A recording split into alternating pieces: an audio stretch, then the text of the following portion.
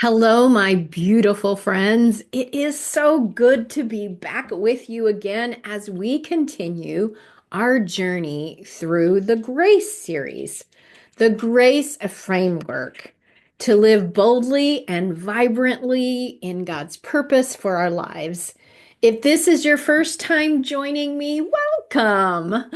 My name is Donna Tashjian. I am the founder of Vibrant Living International, and my passion is to help you transform struggles into confidence, peace, and purpose, all from a place of ease and grace.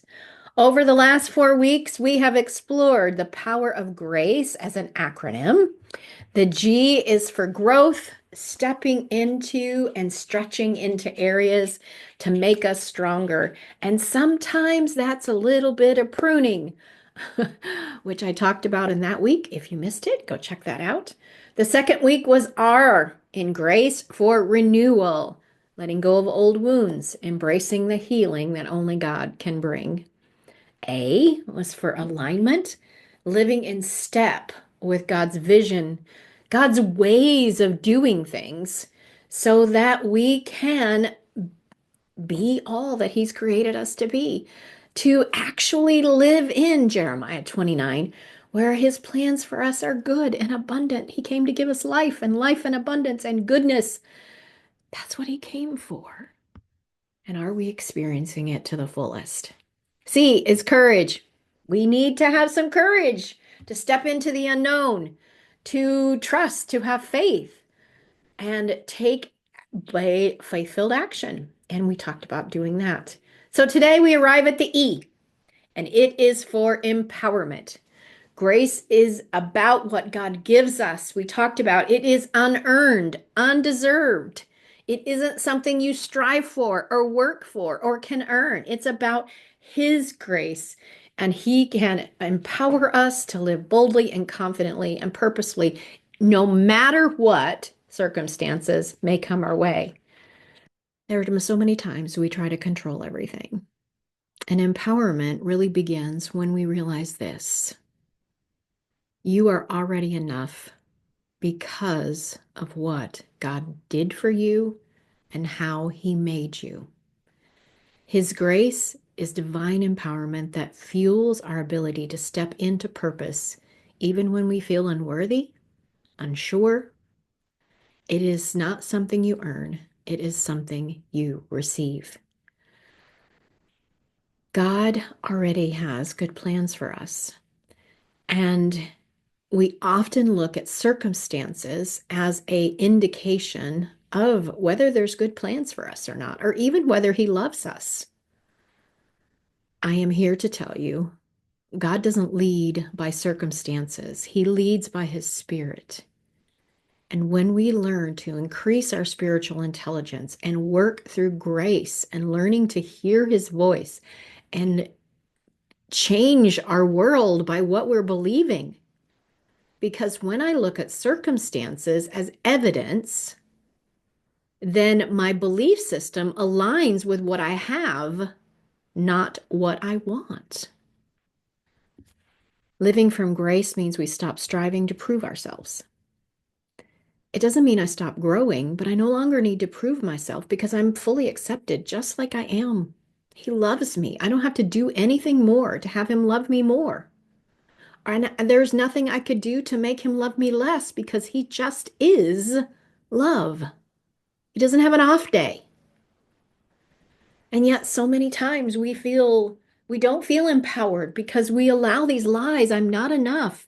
I'm an imposter to hold us back. That steals the lies and steals our energy, and it keeps us from really enjoying the abundant life that He has for us. I know it's hard to believe, but grace really is the antidote. It is undeserved love and empowerment and ability that goes beyond what we can understand or even comprehend. It's bigger. It is, God is bigger than we can comprehend. He's not the universe. He created the universe. God, through his grace, transforms what we see as weaknesses into platforms for God to shine. His strength shines through. Look at the disciples he chose. They said, "These are unlearned men. How can they be doing this?" God uses all parts of us in ways we can never imagine when we embrace his love and his acceptance and his forgiveness and his grace. Miracles happen. I'm living testimony. 2 Corinthians 12:9. My grace is sufficient for you. My power is made perfect in your weakness. I never really liked the last part of that. I don't want to be weak.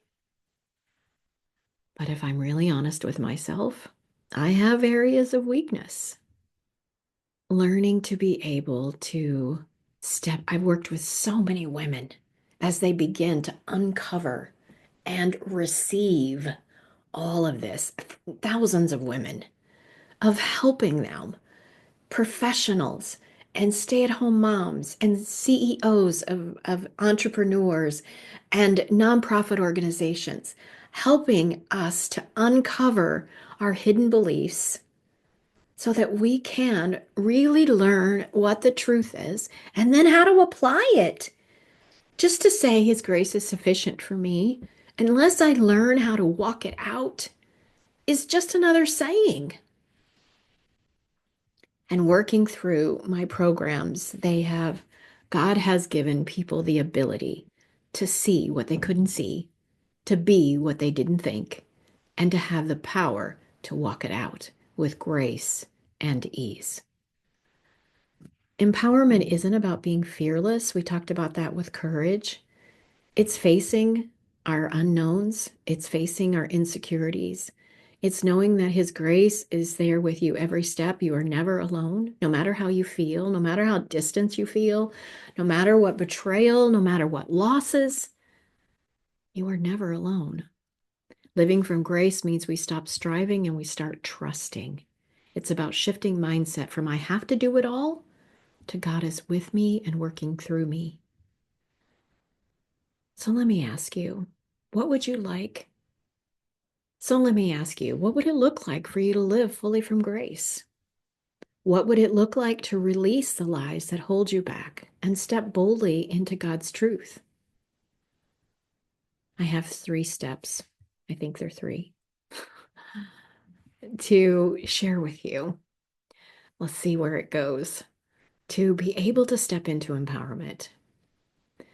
And this is more than just, grace is more than just what I do. It is tapping into what he did. It is reconnecting with God. So, as I asked before, how are you and God? Wherever it is, no matter how good it is, it can get gooder. And I know that's not a right word. It can get better. Learning how to actually communicate with God. Communication is 2 ways, not me just praying and running. It is talking and listening, asking for his guidance. James 4:8 says, draw near to God and he will draw near to you. Number 2, begin to identify the lies. Write down the thoughts that make you feel unworthy, incapable, not good enough, and replace them with God's truth. Like Psalms 139:14. I am fearfully and wonderfully made. And take action. What is one thing that I've been afraid to do that I know that I'm supposed to be doing? And what is one small step I could take in that direction, trusting that his grace will meet you there? I would love to talk with you and support you on your journey.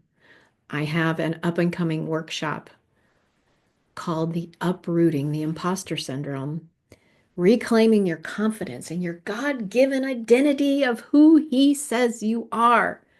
If you've ever felt like you're not good enough, I mean, who hasn't?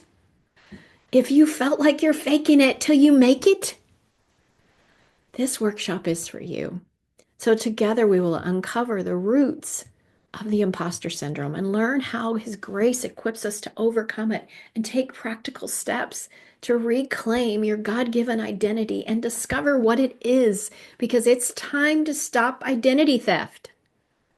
And God's kids being who know who they are, whose they are, and making an impact in our world.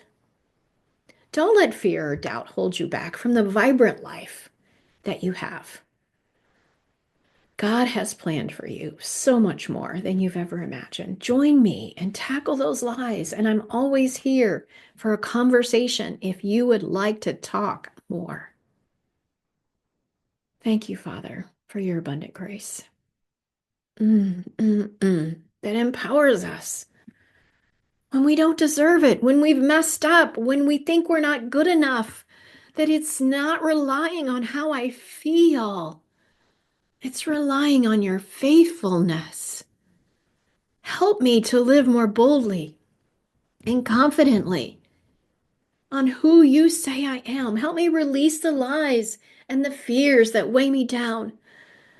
And help me let go of those burdens and step into the truth of who you say I am.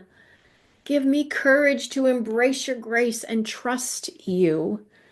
And I surrender my doubts to you right now. I invite you to empower me with your spirit. In Jesus' name. I do have two resources available for you. I mentioned the workshop. The second is Grace Over Luck, 5 Steps to Co-Creating Your Best Life with God, downloadable. The guide and the workshop are designed to help you reconnect with God's grace, renew your energy, and just get a dose of, I can do this. I can do all things. So attend the workshop, get your guide. It's time to let go of the lies and step fully into all that God has for you. I look forward to walking this journey together, and I can't wait to see you there. I believe in you. All things are possible. And I look forward to talking to you soon. See you next week. Bye for now.